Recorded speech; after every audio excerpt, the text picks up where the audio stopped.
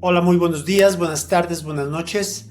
Este es un estudio de las diferencias biológicas, fisiológicas y socioculturales entre deportistas masculinos y femeninos y su impacto en el rendimiento.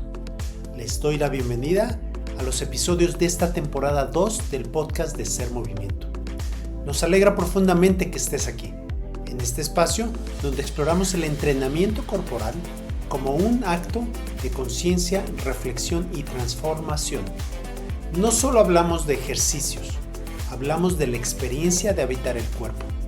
Y hoy vamos a abordar un tema que rara vez se nombra de forma directa, pero que está presente en muchísimos procesos de entrenamiento todos los días. Así que empezamos.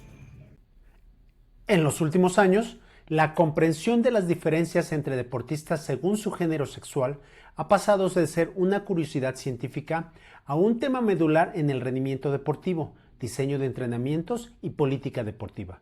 Desde una perspectiva interdisciplinaria que integra biología, estudios de género y contextos socioculturales, este episodio explora con respeto y profundidad cómo los diferentes componentes del cuerpo humano y del entorno social pueden explicar patrones consistentes en desempeño, marcas y adaptaciones al entrenamiento entre atletas masculinos y femeninos. Mencionaré que este tema surgió a raíz de una conversación con una muy querida amiga que suele entrenarse con nosotros desde hace ya muchos años. Y en esa plática, la duda era por entender marcas en las Olimpiadas de invierno. Me llevó a poder investigar para poder tener una respuesta que nos acercara a ambos a un conocimiento del tema y entonces poderlo compartir con ustedes. Partiremos de la base de que biológica y fisiológicamente existen diferencias claramente documentadas, pero también que el rendimiento deportivo es producto de una interacción compleja entre genes, hormonas, estructura física y contexto social. La evidencia académica nos guía, pero la experiencia práctica, como ocurre en Ser Movimiento, nos enseña a observar cómo estas diferencias se expresan en la realidad del movimiento humano y el entrenamiento. Empecemos por compartir un poco del sistema hormonal y la relación con el rendimiento, abordándolo más allá de la teoría. ¿Qué es lo que realmente está pasando en tu cuerpo? ¿Qué pasa con los procesos hormonales y cómo estos procesos influyen en el rendimiento deportivo? Pero no desde la polémica, no desde la comparación, sino desde el entendimiento, desde la comprensión y eso sí, con mucho respeto. Empecemos. La testosterona no es la hormona del hombre. Es una hormona presente en todos los cuerpos, pero en concentraciones muy distintas. En promedio, los hombres tienen entre un 10 o 30 veces más testosterona que las mujeres. ¿Y qué hace esta hormona?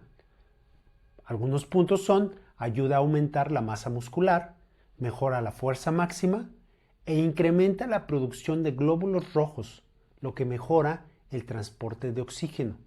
Así también potencia la capacidad explosiva del sistema nervioso. Investigaciones han demostrado que cuando la testosterona aumenta, también lo hace la masa muscular y la fuerza, incluso sin entrenamiento. Y cuando se combina con entrenamiento de fuerza, el efecto es aún mayor. Pero esto no significa que un cuerpo sea mejor que otro. Significa simplemente que están diseñados para rendir distinto. En promedio, los hombres tienen mayor masa muscular en piernas y caderas. Sus tendones suelen ser más rígidos, lo que permite mejor almacenamiento de energía elástica. Tienen mayor concentración de hemoglobina. Generan mayor potencia en las extensiones de la cadera. Por eso, deportes como sprint, levantamiento de pesas, lanzamientos, rugby y fútbol americano se benefician de este perfil que tiene alta testosterona. Pero escuchemos esto. En los Juegos Olímpicos de Tokio 2020 vimos algo muy interesante. Sí, los hombres levantan más peso en términos absolutos, pero cuando se ajusta por peso corporal, la diferencia disminuye mucho. Eso nos enseña algo clave. La testosterona aumenta la fuerza absoluta, pero la eficiencia neuromuscular femenina puede ser altísima. y el entrenamiento inteligente reduce las diferencias relativas. Así, la biología marca las tendencias, pero el entrenamiento marca los resultados. Ahora hablemos de los estrógenos. No generan tanta conversación como la testosterona, pero son estratégicos. Los estrógenos ayudan a utilizar mejor la grasa como combustible, proteger la masa muscular en esfuerzos largos y mejorar la recuperación tras daño muscular. Así también ayudan a mantener la salud ósea. Esto cambia completamente el panorama en deportes de resistencia porque las mujeres presentan menor fatiga muscular progresiva, mejor uso de grasas como energía, mayor capacidad de sostener el ritmo y mejor gestión estratégica del esfuerzo. Por eso, actividades como ultramaratón, natación de larga distancia, ciclismo prolongado, montañismo, travesías acuáticas pueden beneficiarse de este perfil metabólico. Ahora vayamos a ver qué pasa en este aspecto hormonal en las etapas de crecimiento cuando el cuerpo cambia, y mucho. Aquí viene algo fascinante. Antes de la pubertad, antes del aumento de la testosterona, niños y niñas rinden prácticamente igual. Las diferencias son mínimas. El rendimiento depende más de coordinación y técnica que de fuerza. Es una etapa ideal para gimnasia, natación, danza, deportes técnicos. La gran brecha aparece después, en la adolescencia. En la adolescencia es cuando los varones aumentan explosivamente la masa muscular, crecen los huesos, aumenta el volumen de oxígeno máximo que tu cuerpo puede captar para usar durante ejercicios intensos y mejora la potencia. En cambio, en mujeres hay aumento fisiológico de grasa corporal, proceso de maduración temprana y presentan estabilidad motora más temprana. Aquí se empiezan a ver diferencias claras en velocidad, salto vertical, potencia, pero también se consolidan habilidades técnicas extraordinarias en deportes como danza competitiva, patinaje artístico y deportes de precisión. Adultez temprana. Entre los 20 y 30 años suele aparecer el pico fisiológico. En hombres, máxima fuerza absoluta, máxima potencia anaeróbica. En mujeres, gran eficiencia aeróbica, excelente estabilidad metabólica y mayor tolerancia a esfuerzos repetidos. En deportes de equipo, algunos estudios muestran los hombres suelen destacar en impacto físico. Las mujeres presentan alta cohesión táctica y consistencia estratégica. No es una regla absoluta, es solo una tendencia promedio. En la tercera edad es cuando todo se equilibra. Con el paso del tiempo, en la menopausia existen bajos niveles de estrógeno, mayor pérdida ósea, riesgo de sarcopenia. La fuerza se vuelve esencial. En la andropausia, la testosterona disminuye, se pierde masa muscular. Pero algo muy interesante sucede después de los 60 años. Las diferencias entre hombres y mujeres se reducen mucho. Lo que más importa ya no es la biología, es la constancia. La adherencia al entrenamiento supera a las hormonas. Las hormonas no determinan el talento, pero sí influyen en la cantidad de músculo que puedes desarrollar, el tipo de combustible que usas, la velocidad de recuperación, cómo cambia tu cuerpo a lo largo de la vida. En promedio, la diferencia entre marcas deportivas ronda entre el 8 y el 12%, pero en resistencia extrema la brecha disminuye. En potencia máxima aumenta. En la infancia casi desaparece.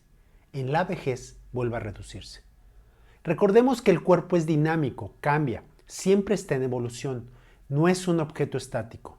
Y cuando entendemos esto, dejamos de hablar de quién puede más y empezamos a hablar de cómo entrenar mejor según tu biología.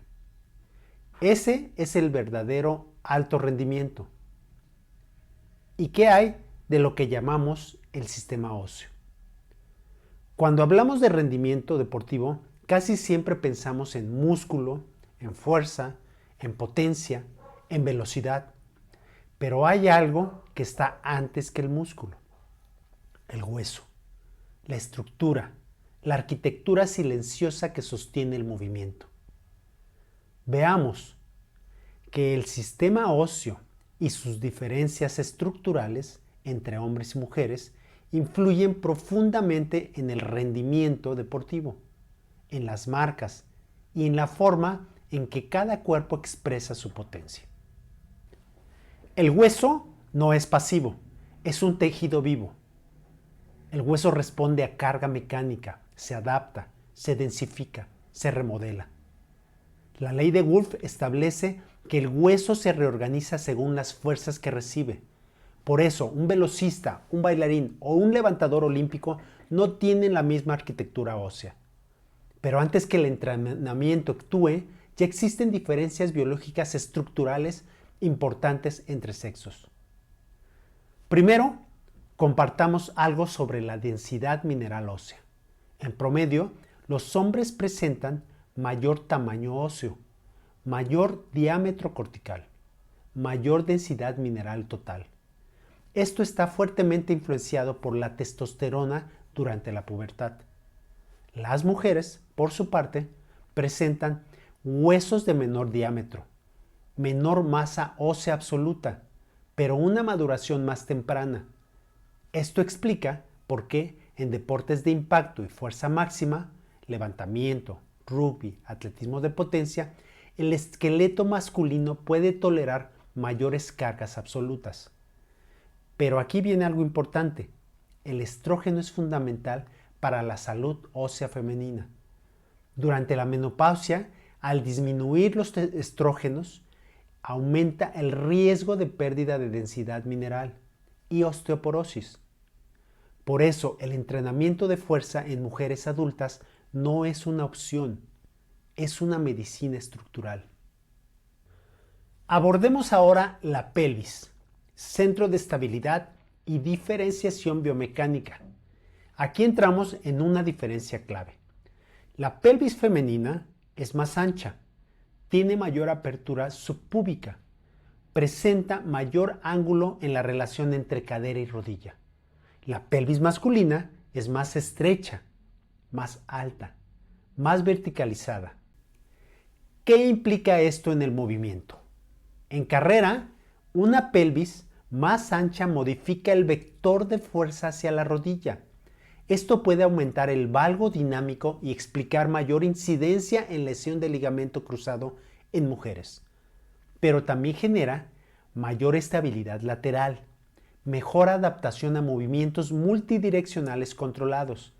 Por eso vemos gran expresión técnica femenina en deportes como gimnasia, patinaje artístico, danza, clavados.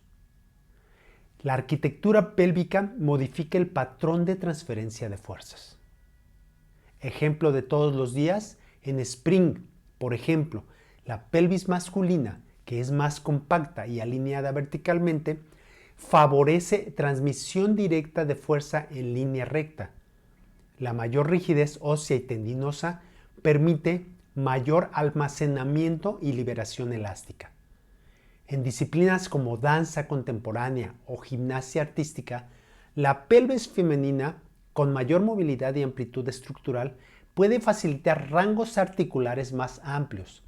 La distribución de masa corporal favorece control del centro de gravedad en movimientos complejos. No es superioridad, es especialización, y es una especialización desde la estructura ósea. Veamos las inserciones musculares y los brazos de palanca. Aquí la longitud de huesos y puntos de inserción muscular modifican los brazos de palanca. En promedio, los hombres presentan huesos más largos y diámetros mayores. Esto permite mayor torque, que es la fuerza de rotación que permite mover o girar un objeto alrededor de un eje o punto de apoyo. Las mujeres pueden tener ventajas en control fino y estabilidad proximal. Un ejemplo claro es el salto vertical. El mayor tamaño del fémur y la mayor masa muscular masculina permiten mayor producción de potencia absoluta. Pero en ejercicios de control excéntrico y estabilidad, como aterrizajes técnicos, muchas atletas femeninas muestran mejor control neuromuscular cuando han sido bien entrenadas. A manera de repaso, veamos una vez más qué pasa en las etapas de crecimiento cuando la arquitectura se transforma. Y digamos, antes de la pubertad, niñas y niños tienen estructuras muy similares. Durante la adolescencia, los varones aumentan explosivamente su masa ósea. Hay un ensanchamiento de hombros, hay un incremento de longitud de huesos largos. Y las mujeres, hay un ensanchamiento pélvico, aumento fisiológico de grasa corporal, estabilización estructural más temprana, y aquí es donde se empieza a ver la divergencia en deportes de potencia. Pero también es el momento ideal para desarrollar técnica, consolidar patrones de movimiento eficientes, prevenir futuras lesiones. En la tercera edad, cuando la biología se equilibra, con el envejecimiento los hombres pierden masa muscular progresivamente. Las mujeres pierden densidad ósea más rápidamente tras menopausia. Pero algo interesante ocurre. Las diferencias estructurales absolutas disminuyen en relevancia. Lo que más influye es adherencia al entrenamiento, estímulo mecánico constante, trabajo de fuerza regular. En mayores de 65 años, las brechas de rendimiento entre sexos se reducen notablemente en muchas disciplinas recreativas. Volvamos a insistir en que entre hombres y mujeres, la arquitectura del cuerpo no es un destino, es una base solamente. La pelvis no limita, solamente organiza. El hueso no determina, sostiene. Las diferencias estructurales no son jerarquías, son diseños distintos. Un cuerpo no rinde más porque es masculino o femenino, rinde distinto porque está construido de manera distinta. Y cuando entendemos esa construcción desde el hueso, desde la pelvis, desde la inserción muscular, dejamos de entrenar desde la comparación y empezamos a entrenar desde la inteligencia estructural. En Ser Movimiento creemos que el cuerpo no compite con otro cuerpo, dialoga con su propia arquitectura. Y ahora hablemos de los elefantes en el cuarto, los pilares de la habilidad: fuerza, elasticidad, movilidad y resistencia. ¿Aquí somos realmente tan diferentes? Profundicemos. ¿Cuáles son realmente las diferencias entre hombres y mujeres en fuerza, elasticidad, resistencia y movilidad? No desde la comparación competitiva, sino desde la comprensión biológica y biomecánica. Porque entender esto nos permite entrenar mejor, prevenir lesiones y potenciar el rendimiento real de cada cuerpo. En la composición muscular, que es la base de todo, primero entendamos la estructura. La masa muscular en los hombres se presenta en mayor porcentaje. Esto está directamente influenciado por la testosterona. Más músculo significa mayor capacidad de producir fuerza absoluta. En grasa corporal, las mujeres presentan mayor porcentaje de grasa esencial. Esto no es un déficit, es una función biológica. Mejora la termorregulación, optimiza el metabolismo en esfuerzos prolongados, sirve como reserva energética estratégica, pero también implica mayor peso relativo que se desplaza en saltos o sprints. La distribución del músculo en los hombres suele concentrarse más en el tronco, en los hombros y en las extremidades superiores. Las mujeres suelen distribuir más hacia las caderas, hacia los muslos y hacia las extremidades inferiores. Esto influye directamente en los patrones de fuerza. No solo importa cuánto músculo tienes, importa dónde está ubicado ese músculo. En el rubro de la fuerza, aquí las diferencias son más visibles. La literatura científica es consistente. En promedio, los hombres alcanzan mayor niveles de fuerza máxima y potencia explosiva, incluso cuando se ajusta por masa muscular. ¿Por qué? Mayor sección transversal muscular, mayor rigidez tendinosa, mayor producción de torque en articulaciones grandes, mayor concentración de hemoglobina. En levantamiento olímpico, los hombres levantan más peso absoluto, pero cuando se ajusta por peso corporal, la diferencia disminuye notablemente. Esto es importante porque significa que la fuerza relativa puede ser muy alta en mujeres. Y aquí hay algo clave. La fuerza es altamente entrenable en ambos sexos. Las mujeres pueden aumentar su fuerza en porcentajes similares a los hombres cuando el entrenamiento está bien programado. En el rubro de la resistencia y economía de movimiento, aquí el panorama cambia. En maratón, por ejemplo, Kelvin Kiptum hizo 2:00:35 y Tix Asifa hizo 2:11:53. La diferencia es cercana entre el 10 y el 12%. ¿Por qué? Porque en resistencia intervienen tres factores distintos: economía del movimiento, capacidad de oxidar grasas, gestión del ritmo metabólico y resiliencia metabólica. Muchas investigaciones muestran que las mujeres presentan menor tasa de fatiga en esfuerzos prolongados, mayor eficiencia en el uso de grasas como combustible y una mejor estabilidad en intensidades submáximas. Y si el peso corporal es ligeramente menor, el costo energético por kilómetro puede reducirse. En pruebas ultra largas la brecha se reduce aún más. La resistencia es menos dependiente en potencia máxima y más dependiente de la eficiencia sostenida. Y en la movilidad y elasticidad, aquí entramos en algo muy interesante. En promedio, las mujeres presentan mayor rango articular, mayor elasticidad ligamentaria, mayor flexibilidad natural. Esto es una ventaja en disciplinas como la danza, la gimnasia, la yoga o el patinaje artístico.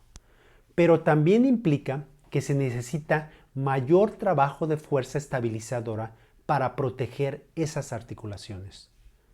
Los hombres en promedio presentan mayor rigidez muscular tendinosa, menor rango articular pasivo. Esta rigidez puede ser ventaja en potencia explosiva porque permite mejor almacenamiento y liberación de energía elástica. Elasticidad no es debilidad. Rigidez no es fortaleza absoluta. Son estrategias mecánicas distintas. Y entonces, ¿qué significa todo esto? Si lo resumimos de manera sencilla, podríamos decir que la fuerza máxima y la potencia hay una ventaja masculina. En la fuerza relativa están más cerca de lo que se piensa. La resistencia prolongada, la ventaja es femenina. La movilidad y la elasticidad, hay una ventaja promedio femenina. Y la economía energética, ahí el perfil metabólico femenino muy eficiente es en esfuerzos prolongados. Estas son diferencias promedio poblacionales, no determinan tu capacidad individual. Hay mujeres mucho más fuertes que hombres y hay hombres con movilidades excepcionales. Hay variabilidad enorme dentro de cada grupo. Lo que la ciencia nos muestra son solo tendencias, no destinos. El cuerpo masculino y femenino no están diseñados para competir entre sí, están diseñados para adaptarse. Uno tiende a producir más potencia absoluta, el otro tiende a optimizar energía y elasticidad. Ambos pueden desarrollar la fuerza, ambos pueden desarrollar la resistencia, ambos pueden mejorar movilidad. La pregunta no es quién tiene la ventaja, la pregunta es, ¿estás entrenando según tu biología o estás copiando el programa de alguien más? Y remarco que en Ser Movimiento creemos que el alto rendimiento no nace de compararse, nace de comprender tu diseño, y cuando entiendes tu composición corporal, tu arquitectura y tu metabolismo, empiezas a entrenar con inteligencia. Y antes de irnos, no podía dejar de tocar el contexto social e histórico, aceptando que el acceso ha definido históricamente el rendimiento de las mujeres y los hombres en el mundo. Si observamos la historia del deporte moderno, notamos algo evidente. Las mujeres no han tenido el mismo tiempo, recursos ni legitimidad para desarrollarse en muchas disciplinas consideradas masculinas, y eso impacta directamente en el rendimiento. Desde el origen del deporte moderno, la exclusión femenina en los deportes fue y es estructural del sistema. Cuando nacen los Juegos Olímpicos modernos en 1896, organizados por Pierre de Coubertin, las mujeres no participaron. Coubertin sostenía que el papel femenino en el deporte debía limitarse a coronar a los vencedores. No fue hasta los Juegos Olímpicos de París de 1900 que algunas mujeres compitieron en deportes considerados elegantes como tenis y golf. Durante décadas no podían correr largas distancias, no podían competir en pruebas de fuerza. Se creía que el ejercicio intenso afectaría su fertilidad. Por ejemplo, el maratón femenino no fue incluido en los Juegos Olímpicos hasta 1984 en los Juegos Olímpicos de Los Ángeles. Eso significa casi un siglo de retraso competitivo, 100 años menos de desarrollo técnico, científico y cultural. Entendamos que el sistema ha considerado los deportes para hombres como algo aceptado culturalmente. Durante gran parte del siglo XX, levantamiento de pesas, boxeo, fútbol, lucha, halterofilia fueron considerados inapropiados para mujeres. En países como Inglaterra, el fútbol femenino incluso fue prohibido en 1921 por su federación. El mensaje cultural era claro: la fuerza no era femenina, la agresividad no era femenina, la potencia no era femenina, y si no participas, no se desarrolla el talento de habilidades.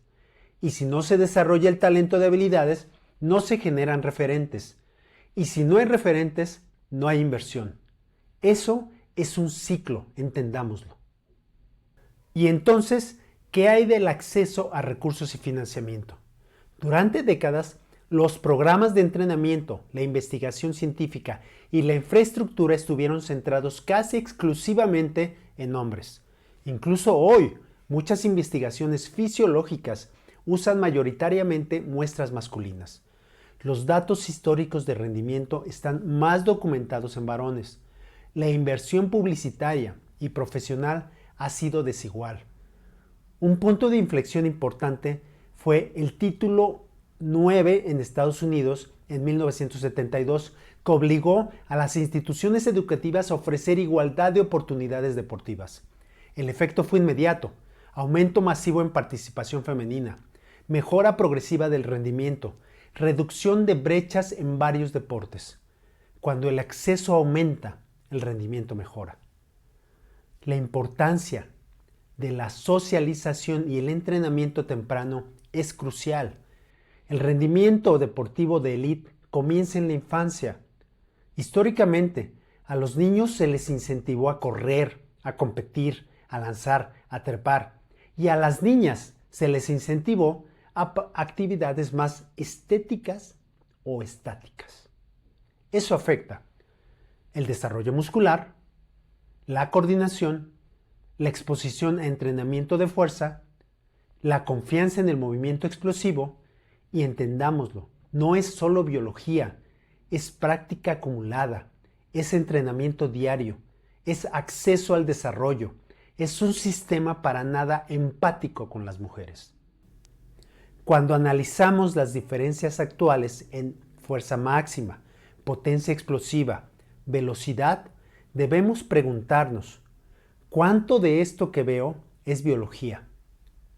¿Y cuánto es el contexto e historia? Mencionemos ahora la tremenda importancia de la interacción entre cuerpo y contexto. La ciencia sociocultural es clara. El rendimiento es la interacción entre biología y entorno. Un cuerpo con potencial necesita entrenamiento sistemático, recursos, competencia, modelos a seguir, validación social. Cuando la sociedad limita el acceso, limita el desarrollo. No porque el cuerpo no pueda, sino porque no se le permitió intentarlo de forma sistemática. Permítanme decir una breve conclusión equilibrada, sin enojo. Sí, existen diferencias biológicas promedio entre hombres y mujeres. Su masa muscular, su distribución de fuerza, su perfil hormonal, la elasticidad. Pero el rendimiento deportivo actual es también resultado de 100 o más años de exclusión parcial, décadas de menor inversión, barreras culturales, diferencias en oportunidades formativas. No podemos analizar potencia sin analizar historia. No podemos hablar de marcas sin hablar de acceso. Cuando alguien dice los hombres son más fuertes, la pregunta completa debería ser: ¿más fuertes por biología? ¿O también por haber tenido más tiempo, inversión y legitimidad para desarrollar esa potencialidad? La ciencia nos da datos fisiológicos, la historia nos da contexto, la biología marca tendencias, la arquitectura organiza el movimiento, pero la cultura habilita o limita el desarrollo. El alto rendimiento real no nace de compararse, nace de comprender, de aplicar procesos de entrenamiento con tu diseño biológico, con tu arquitectura estructural, con tu contexto histórico y entrenar con inteligencia dentro de esa realidad. El cuerpo no compite con otro cuerpo, dialoga con su propia arquitectura y es cuando biología, cultura y entrenamiento se integran. Muchas gracias. Muchas gracias por escucharnos. Los esperamos en otro podcast de Ser Movimiento.